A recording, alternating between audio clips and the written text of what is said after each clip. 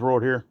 It is May 10th, going on to the 11th as I'm making this video, and I'm going to come at you with a update on what's going on.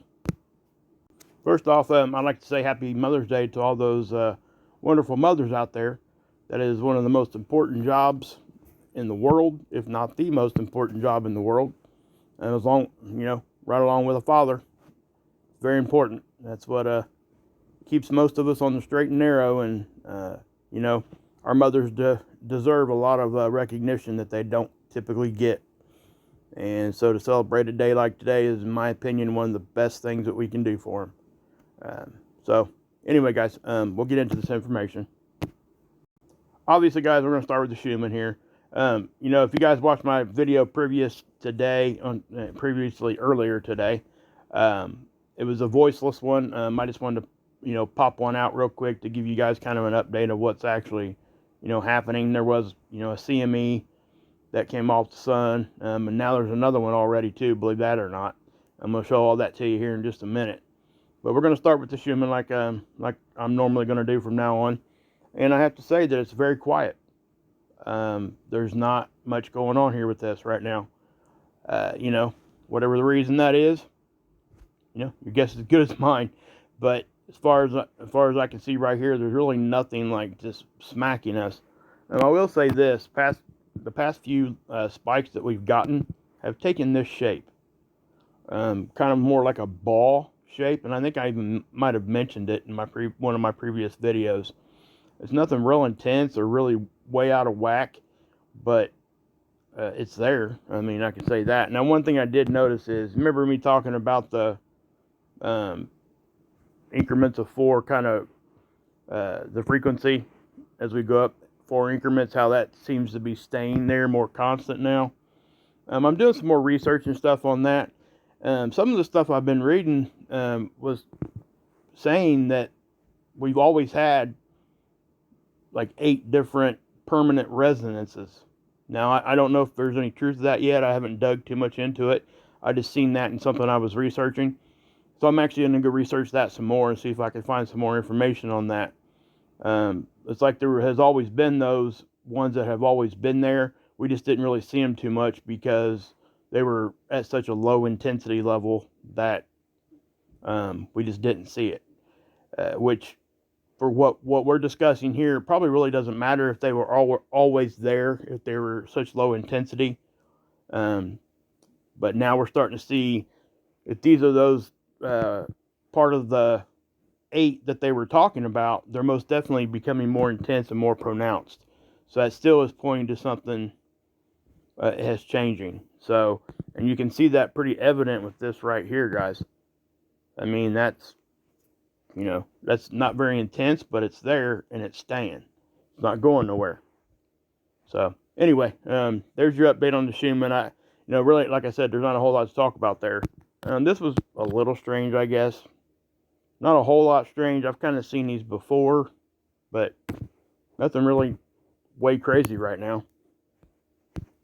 Okay, guys, here's that CME I showed you yesterday. Well, earlier today. In the video I didn't narrate through. But anyway, you're seeing that, and obviously it looks like it's going off to the right, and I couldn't tell you a direction until now. The CME tracker has updated, so as Stereo A did too. But you can't see much on Stereo A, and I'll show it to you here in a second. But just know that this is not coming at us, okay? This is actually going a little bit, not just directly off to the right there, but it's kind of even going towards the back side. So we will not see any effects from this, okay? But there is also another CME that happened after this one, right up in here, that we can't see on this capture yet. So let me go to the next day. This is a perfect example why we wait. People that just come out here and want to be the first, all they're doing is looking for clicks, guys. Okay? Most of them. Some of them not. Some of them are just out there trying to get everybody the most updated information. But it's better to have some patience in this arena right here. Because I made that mistake early on in my YouTube, in my research career here. I'm going to call it a career. Anyway. You jump out there real fast, then you have to come back and say you were wrong on the direction. Because you didn't have patience. What I mean by that is that you have to wait for the other tools, the data to come in to see what direction it's going. We can't tell if this thing's going right off, straight off to the right, towards the back, or to the front, just by looking at this. You can't see that. You can't tell. This is our view, okay? That's the satellite right out in front of Earth, and we're always looking at the sun. So what we do is we look at this one, and we combine it with what stereo A, which is over there from the side.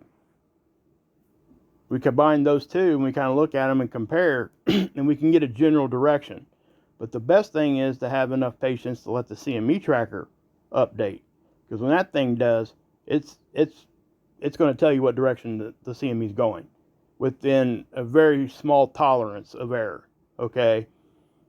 Typically, that thing is almost right on a lot of the time. So that's why we wait. So don't be too in haste if you're doing this research and doing videos. I didn't even realize I was doing that until Scott pointed it out to me, and he's like, "Hey, have some patience. This stuff ain't going to be here for 4 or 5 days anyway. We got time to talk about it. We got time to wait. Now, if it's a solar flare, we can't talk about it beforehand anyway.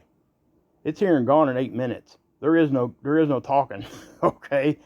So if something bad's going to happen from a flare, we're not going to know it till it hits. That's just a fact. So just know that. Now, CME, like I said, is different. It travels at a way slower speed. So anyway, that's the first one, and I'll take you guys over to SDO and show it to you too. So this is stereo A, guys. I wanted to show you. I told you guys I'd show it to you. Again, the Earth would be over here. Stereo A is here. Okay, that's the viewpoint. So what I'm going to do is I'm going to zoom in right over here, and you can tell that you're not seeing nothing, are you? You want to know why? The reason why you're not seeing much, you can kind of see a faint brightness up over here on this, but why you're not seeing nothing is because here's stereo A. Again, the Earth is over here. This CME is actually blowing off this direction. So most of what this thing can see is behind that black occulter. Okay, that black disc right there is part of the camera. So what I'm saying is that this is why we look at different cameras, different tools, and different models to get the direction. This is why we wait, because most people would come out and say, well, that's going off to the right, right? Or maybe it's coming at us. Maybe it looked like it might have been going at an angle like this, towards, like that. But we would have been dead wrong until we looked at this and went and looked at the tracker. So I just wanted to show that to you and give you a little bit of an explanation there. So please, guys, have patience on that stuff. Now, this is the 10th. Okay, we don't have too much. We got pretty much the whole day here of data, and you're not seeing much. Because that second CME that I just showed you didn't happen until the end of the day on the 10th, early on the 11th. And it looks to be, it's definitely going off. Again, let me do this. Okay, the Earth is here, stereo A is here. So from Earth view, it looked like it was going this way, right? But we're not seeing anything. So what's happening is, most likely, it's coming directly at stereo A. That black occulter is just blocking what we're seeing. Now, again, I could be wrong there too, because it could still be going off towards the back, or even off here towards the front a little bit. We just don't know until the CME tracker updates. So that's why I do that. Okay, guys, this is the CME tracker. Now, if we look at the date, because this thing doesn't do anything until a CME happens. When it detects a CME, it takes all that data and it puts it into this model and it updates. Okay, so what you're looking at, this is the top-down view over here. This is the side view. And this over here is Earth's orbit around the sun stretched out in a straight line. In other words, here's Earth over here on this model. See how it's a circle? It took that circle and unwound it and made it a straight line. Okay? Why do they do that? Because it gives us 3 different axes to look at as far as what direction it's going. X, Y, and Z, right, guys? So we got a top-down view, a side view, and then we got this one here stretched out in a straight line. That's what we're looking at. Earth is the orange ball here, okay? All these other ones, this is Venus. This one here, obviously, is Mercury. It's closest to the sun. Now this one even shows the satellites. Okay, this is stereo A, the one I was telling you was off to that side. This one here, I think that's Parker SP, that one they put out there that was getting really close to the sun. This is stereo B. I think this is, well, let's just look. There's a key up here. Yeah, Osiris. Okay, that's what that one is. So there's a key up there if you guys don't know what that is. But as you can tell, guys, that CME happens right there. It's not coming at us at all. All right, it's not even coming close. So we won't have any effects from that one. So what we'll do is, we can look at the side view if we want, but again, it's not coming nowhere near us. But this one here actually will show you in a way that the pixels will distort. Okay, right there. Do you see that? Now, right on that line, right in front of stereo B there. Watch. Right there. See how it distorted just a second? That's what that was. That was that CME passing by. So it may not even mess with stereo B. Not that we get any data from that anymore, because we don't. But this is stereo A back here. So that one's not going to hit us, guys. Okay, guys, this is SDO. Now, this is our point of view, too, okay? It's as if we went outside and just looked up at the sun. All right? That is our point of view. So anything we see going from the left and the right would actually be our left and right, just so you know. Now, this is the CME I showed you guys earlier, okay? And you're going to see it again here. It's going to do its thing. It's actually pretty, see how it did that? Now, you know, even looking at this, you can kind of see it kind of starting here and then curling back towards the back. So this is something else we look at when we're trying to determine direction also. Okay, you can clearly see that thing shot right out. I mean, there's no doubt about that one. It came off. That's plasma leaving the sun, which is a CME, guys. Okay. Now, we can go over here and we can start looking at the other sides. And this is where I, noticed this the first. Actually, I've seen this second CME on here before I've seen it anywhere else. I was just looking at stuff. Now, what I want you to look at here, at the end of this time lapse, you're going to see what looks to be maybe even another one getting ready to happen. And I'll show it to you as it gets there. It's starting to curl up. You see that? If you can see that right, it'll curl up right here. So let me scroll down there a little bit. A lot of times when you see that happen, it's a filament and it's starting to release out. See how it did that? Now, if it keeps going, it might flick on out. Now, would it be a big CME? Doesn't look like it would. But this is the one I want you guys to see, because I think the reason why this one right here, obviously that one's a little bit more impressive than even the first one I showed you guys. We don't know how big this one is yet because the CME tracker hasn't updated yet. Plus, there isn't enough data on seeds yet either to give us more captures. So what you're seeing, again, is the CME, obviously. Now, this one took some crazy looking shapes. It almost went into like a ball shape and then poof, fired on off. But what you're seeing, you can actually see, we've been talking about these little loops of connectivity here, lines of magnetism where this stuff travels on. Okay, you can see how you're seeing that, and then it breaks right in the middle and shoots off. That's probably what we just seen. Okay. Also, something I want to show you here too, because we're going to have to keep an eye on this area of the sun. Why? Because this is going to start rotating into Earth's view.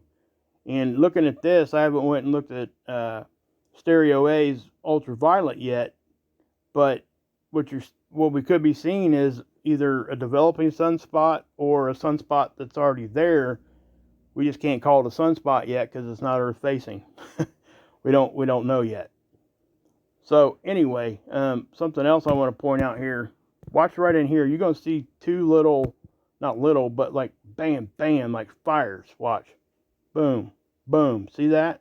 That came right from that active area of the sun. You can see it come right out of the middle right here. Okay? Watch. I'll point it out. Boom. Boom.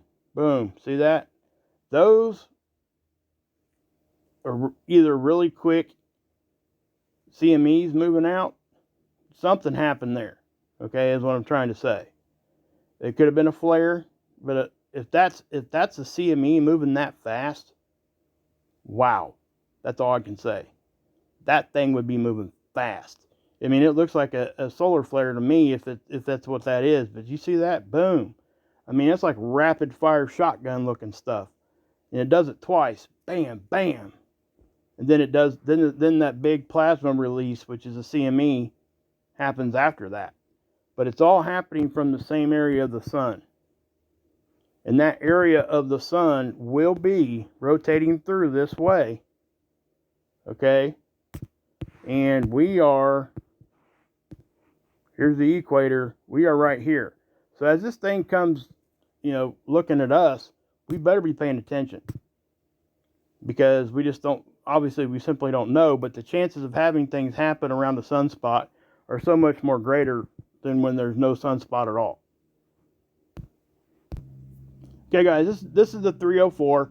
The yellow one I just showed you guys is the 171 angstrom. And all those are different angstroms of light, okay? It just makes us be able to see things in a different way. Sometimes we can see things that are there that our visible light spectrum can't see with our eyes. So that's why they use these filters. They see different gases in different colors, okay? That's really why they do that. But here's the first one that CME that happened right here, and we'll take a look at it here on the 304. Haven't shown you guys that yet on this one yet, but you'll be able to see it's going to reach out. That's filament starting to dance, and see how it went out. That was that CME. Okay, it didn't look as impressive as it did on the 171 because we're actually looking at different material. Okay, this 304 is really good at looking at filaments. It sees filaments really well. And that's what you're seeing there, dancing around, on top here. I'll show it to you as it comes back around. But you see those? Those are filaments dancing around. All right? And when those filaments break at enough force, it'll take some of that plasma and just shoot it right on out into space. And that's what we consider CMEs. Now, I've seen this stuff happening too. I'm not sure if any of that left the sun. We've seen them dance all the way. As a matter of fact, last week we've seen a filament kind of erupt up here, and it danced all the way across the surface of the sun about halfway. It was cool, but it didn't leave. It didn't leave the sun, so it wasn't going to affect us. So only time these things, obviously, they affect us is when they leave the sun. And this one up here most certainly did. And we'll take a look at it again, like I said. See how it's starting to already have action there? And, I mean, this is pretty active right here. Okay, and then you've seen it fly on off. Now we'll go up here a little bit so you can see a little bit better. Back off some. But you see how that's starting to reach out? And it really, I mean, it's really an odd looking CME. Okay? I mean, it looked like it was, at all times, it looked like it was, trying to reconnect back to the sun and go on back to the surface. And for whatever was going on, it wasn't able to do that. So it just shot on out. Okay, you see that?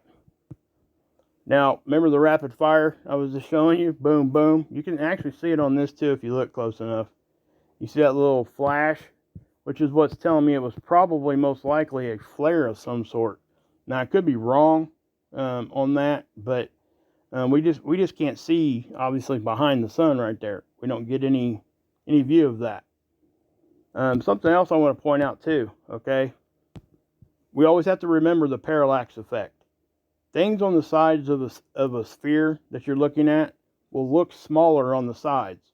As they come around to the middle, they're going to look more their correct size. Okay? So even though these things right here don't look all that big, they are pretty big even looking at this. But if that thing was right in front of us, that would look a lot bigger. Now, we probably wouldn't be able to see it much because the background would be the sun. Okay? Over here, the background's the blackness of space. So that's why we can see it so much better. And make no mistake, guys, I have to say this a lot, that this stuff that we're seeing around the edges, you guys think it's only happening around the edges? No way. This stuff is happening right in front of us. We just can't see it most of the time. Unless we're looking. Okay? And we do catch it a lot. Most of the time we actually catch it. If it's big stuff like that, we would have seen that definitely if it was on the front. But the smaller ones, sometimes we miss them because they actually call them stealth solar storms or stealth CMEs, that kind of stuff. But they actually happen quite often. All right, guys, I'm going to show you this too. This is the Geoelectric model. I've shown it to you a few times. I think it's a really good model to look at to get a good idea of what's actually, how it can affect us, or what's going to be happening to us directly right here. What this is it's basically solar winds effects on our electrical grid. Artificial electronics such as transformers, wires, all that kind of stuff, right? Stuff that isn't natural. But as you can see, most of the time we see that, that lighter blue color, I should say darker blue. That's what the whole thing should look like all the time if there's no solar weather hitting us, okay? But as you can see, you're going to see at the end of this time lapse right here, it's going to light up pretty good. Okay, boom, you see that? Now, something could have happened from, obviously something probably did happen from space. Was it a solar flare? Doubt it. Could have been fast solar wind? Most likely. Okay, that's what I'm going to call that because it's most likely probably what it was. Solar wind is always constant. Sometimes it gets faster or slower, but it's always there. Okay, what we look at is when it's differential from basically the baseline up to a certain speed. 3 to 500 kilometers per second is probably about normal for solar wind. Anything above that, we usually start looking at it for geomagnetic storms or auroras is one of the biggest things that happens that everybody can kind of, understand. But what happened right there at the end of that time lapse, I don't know what's going to happen after that. So we'll keep an eye on this thing because we could be getting some sort of a solar storm. But let me show you guys one more thing here. Okay, guys, I got you over at spaceweather.com. Guys, go check them out. I mean, they do a really good job. They talk about pertinent information. They've researched it out, and they just do a really good job over here. So go check them out. But what they're talking about here, guys, is noctilucent clouds. It looks as though that we're supposed to be seeing some of these here, the way I understand it. Now, what's a noctilucent cloud? If you guys want to know what that actually is, you can, obviously, there's links here that they put, and you can go down through and click the blue links, and it'll take you and show you and tell you exactly what this stuff is. Okay? It actually explains it right here, what it actually is anyway. But they're essentially these crazy-looking blue clouds. To most of us, it's going to go outside and look up. Okay? If you want to know technically what causes them, dive into it and research it. It's neat stuff. It really is. But that's over Paris. That's the Eiffel Tower. I mean, could you imagine standing on the ground right there during that time and looking at that? Wouldn't it just be freaking awesome? Anyway, also here, I'm not going to go into explaining what the actual heliospheric current sheet is, but we're getting ready to cross that section of space. If you guys want to know more about that, you can click on, like I said, these links. But we could see some geomagnetic activity from that as we cross it. So, again, I'm not going to go into detail, but if you click on that little link, this right here will tell you exactly what it is. And we may talk about it later, just not in this video. It's already going too long. But this is kind of an artist rendition of what they think it might look like. So, anyway, if you're looking at that, the middle is the sun, obviously. This is Jupiter. So we would be kind of right in here. Anyway, you might find some words in there that seem to be like word salad to you. But just take the time and get the definitions and try to understand it. It's better if you put eyes on it yourself. And I understand most people don't have the time to do all that, which is why we do what we do. But for this video, I'm not going to go too much more into that. But just know that we're going to be crossing that sheet. And as we cross it, we may get some geomagnetic activity from it.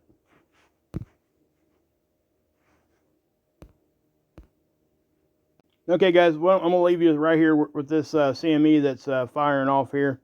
Just let you guys check that out as I'm talking here for a second. Don't forget the rapid fire thing that happened right there, too. I think I might have started this time lapse a little bit too late for you guys to see that part of it. But anyway, guys, listen, to all the mothers out there, thank you for all you do for everybody. Happy Mother's Day. And also, I probably should have said this at the beginning, but I want to say thank you again to everybody that helped Scott out. It's just awesome. I'm going to leave a link to his last video. Go check it out, his stream that he did. I think you guys would really benefit from understanding a little bit more about what was going on with all that. And I really hope that you guys know that not only did you help him and even me out, because I didn't have the means to help my friend out. So, when you guys helped him, you were helping me too. And it completely humbled both of us. I'll just put it to you that way. I mean, I've always thought there's more good people out there than bad, and I've said that a lot. But this just proves it. And the statement that Scott made about, most of you guys don't even know Scott personally or me personally. We haven't talked on the phone. We haven't done this. We haven't done that. But yet you guys are good enough people that you did what you did. And it's just so humbling and so great to see that kind of stuff. And I can't say thank you enough, and I know Scott feels the same. So I will leave a link to that if you guys want to check it out. Anyway, guys, God bless. Yeshua saves, and you can drink this Kool-Aid.